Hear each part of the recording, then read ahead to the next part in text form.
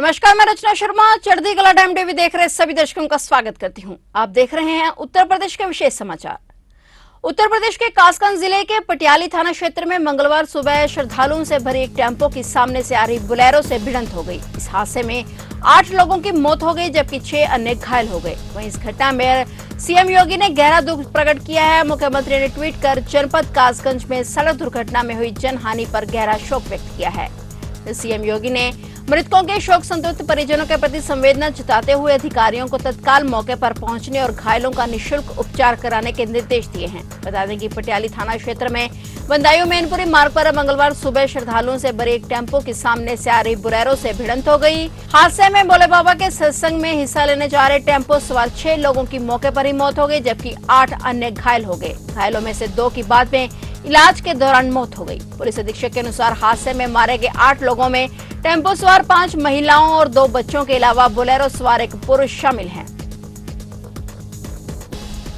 उत्तर प्रदेश की योगी सरकार किसानों को बड़ी राहत देने जा रही है। दरअसल पशुपालन एवं दुग्ध विकास मंत्री धर्मपाल सिंह ने कहा है कि योगी सरकार 1.5 रुपए प्रति किलो गोबर खरीदेगी। उन्होंने कहा कि गांव के गोबर से सीएनजी बनाने का काम जल्द ही शुरू किया जाएगा।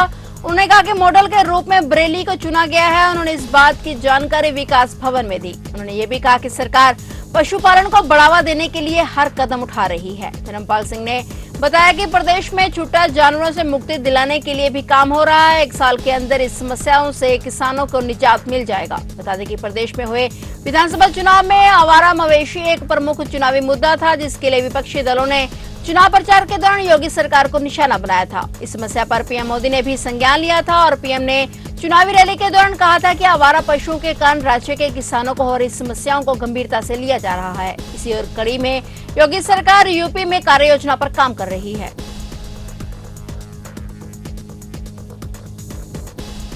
कोरोना काल होने की वजह से पिछले 2 साल से प्रदेश में ईद का त्योहार फीका जा रहा था, लेकिन इस बार ईद का त्योहार काफी धूमधाम से मनाया जा रहा है। लोगों ने सुबह नमाज अदा करने के दौरान सभी के लिए अमन व चैन की दुआ की। वहीं लखनऊ के ईदगाह में उप मुख्यमंत्री ब्रजेश पाठक और प्रदेश के पूर्व सीएम अखिलेश यादव पहुंचे, जहां उन्होंने लोगों से गले मिलकर उनको ईद की बधाई दी। उत्तर प्रदेश में आगरा, मेरठ, अलीगढ़, सहारनपुर, बरेली, मुरादाबाद, लखनऊ, कानपुर, प्रयागराज तथा वाराणसी के साथ गोरखपुर में भी लोगों ने 9 बजे से मस्जिदों का रुख किया। सभी मस्जिदों में लोग बड़ी संख्या में उमड़े और नमाज अदा की। लखनऊ में ईदगाह इशबाग के साथ ही टीले वाली मस्जिद में भी नमाज अदा की गई। उप मुख्यमंत्री ब्रजेश पाठक ने ईदगाह में पहुंचकर लोगों को ईद की बधाई दी। ब्रजेश पाठक ने ईद के मौके पर ईदगाह में लोगों से गले मिलकर उनको बधाई दी। इस दौरान ईदगाह के बाहर सुरक्षा के पुख्ता इंतजाम किए गए थे। जिला प्रशासन के साथ यहां पर पुलिस के आला अधिकारी भी मौजूद थे। नगर निगम और जलकल के साथ अग्निशमन विभाग के अफसर भी तैनात किए गए थे। उत्तर प्रदेश के मुख्यमंत्री योगी आदित्यनाथ ने मंगलवार को ईद उल फितर, अक्षय तृतीया और परशुराम जयंती के अवसर पर प्रदेशवासियों को शुभकामनाएं देते हुए कोरोना संक्रमण के दृष्टिगत सभी सावधानियां बरतते हुए ये पर्व मनाने की अपील की है। मुख्यमंत्री कार्यालय की ओर से जारी बयान के मुताबिक सीएम योगी ने ईद की बधाई देते हुए कहा कि ईद उल फितर का त्योहार खुशी और मेल मिलाप का संदेश लेकर आता है। खुशियों का यह त्योहार सामाजिक एकता का मजबूत करने के साथ ही आपसी भाईचारे की भावना को भी बढ़ाता है। यह पर्व अमन, चैन और सौहार्द का संदेश देता है। उन्होंने कहा कि ईद के पर्व पर सभी को सामाजिक सौहार्द को और सुदृढ़ करने का संकल्प लेना चाहिए। सीएम योगी ने अक्षय तृतीया के पर्व की भी बधाई देते हुए ट्वीट कर कहा कि समस्त प्रदेशवासियों को अक्षय तृतीया के पावन पर्व की हार्दिक बधाई और ढेरों शुभकामनाएं। जगत के पालनकर्ता भगवान श्री विष्णु जी और भगवती माँ लक्ष्मी जी से प्रार्थना है कि यह पर्व सभी के जीवन में संपन्नता, आरोग्यता व प्रसन्नता का संचार करे। वहीं भगवान परशुराम जयंती पर अपने संदेश में सीएम योगी ने कहा कि भगवान श्री विष्णु जी के विशेष अवतार, ज्ञानमय तप के अप्रीतम प्रतीक भगवान परशुराम जी की जयंती की समस्त प्रदेशवासियों को हार्दिक बधाई एवं शुभकामनाएं। भगवान परशुराम जी की कृपा सभी पर बनी रहे और जगत में सुख शांति का वास हो, यही कामना है।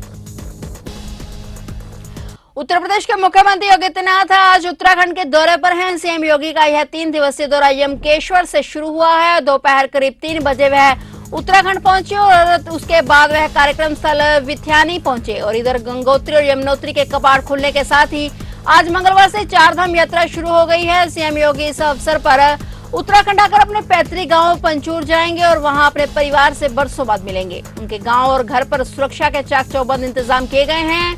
योगी आदित्यनाथ के उत्तराखंड कार्यक्रम को लेकर कई स्थानों पर उत्साह देखा जा रहा है। चौतरफा खबरें आ रही हैं कि योगी रात्रि विश्राम अपने घर पर ही कर सकते हैं। यदि ऐसा हुआ तो 28 साल बाद ऐसा होगा कि वे अपने घर पर रुकेंगे। योगी की मां और बहन ने चुनाव से पहले भी कई बार इच्छा जताई थी कि एक बार योगी घर पहुंचे। गांव के पास ही एक कॉलेज में योगी एक प्रतिमा अनावरण कार्यक्रम के हवाले से अपने घर पहुंच रहे हैं, जहां उनके परिजन अगवानी की तैयारी में लगे हुए हैं।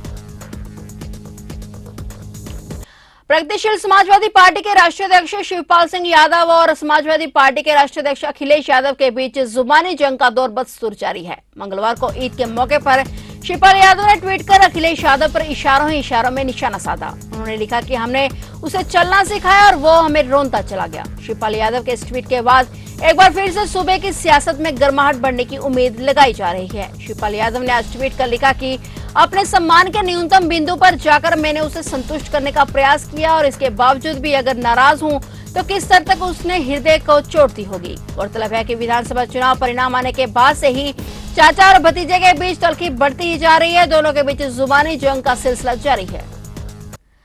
फिलहाल उत्तर प्रदेश के विशेष समाचारों में इतना ही, और नए समाचारों के साथ फिर से हाजिर होंगे। तब तक के लिए देखते रहिए चढ़ती कला टाइम टीवी, और अब मुझे दीजिए इजाजत। धन्यवाद।